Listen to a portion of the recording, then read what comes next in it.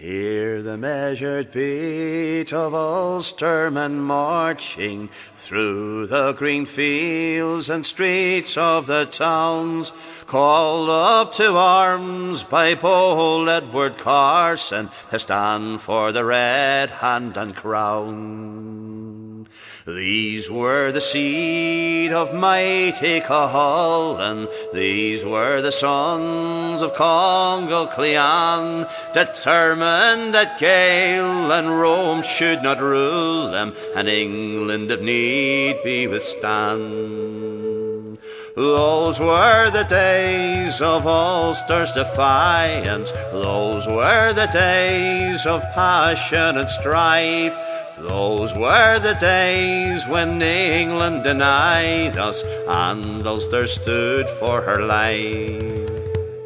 The call came for war and the volunteers answered. The 36th was formed in 1914 to fight the German Kaiser instead of faithless England, to maintain their birthright and king.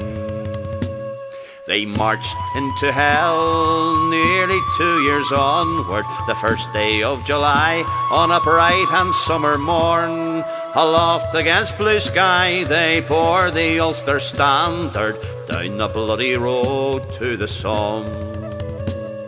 These were the men of Tyrone, Londonderry, Monaghan and Cavan, down and Donegal, the men of Armagh, of Antrim and Fermanagh, who walked the bloody road to the Somme.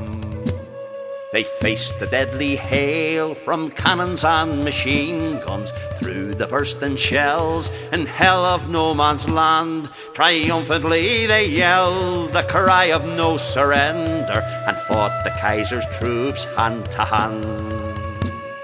3 miles they struck through enemy defences in the greatest charge of that European war. Like a mighty wave they swamped the German trenches, over fallen dead and barbed wire. Then they were cut off with no one to support them. They were mown down by fire from 3 sides. Bravely they fell like leaves in the autumn. Death reaped the bitter harvest of their lives. When the battle ceased, a young man was heard crying, bleeding from a wound where the bullet creased his head. There amid the maimed, the pleading and the dying, he held the broken body of his friend. As the red sun set, smoke drifted o'er the trenches, dazed, bewildered men trudged back along the way. The carnage, it was great, the slaughter, it was senseless. 5,000 Ulster sons fell that day.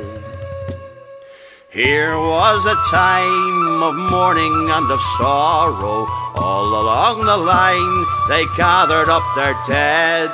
Here was a time of yearning for the morrow. Here was a time when Ulster bled. The land was filled with grief when news broke of the slaughter. Like black heavy clouds it hung o'er Cruithne's brow. The telegrams they came to mothers, wives and daughters, and like warm falling rain the tears poured down.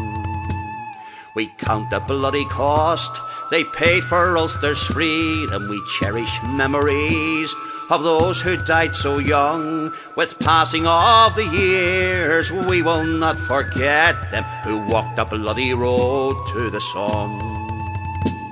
As long as earth revolves upon its axis turning, when day sleeps in the dark and wakens with the dawn, as long as sun goes down and rises in the morning, we will remember the Somme.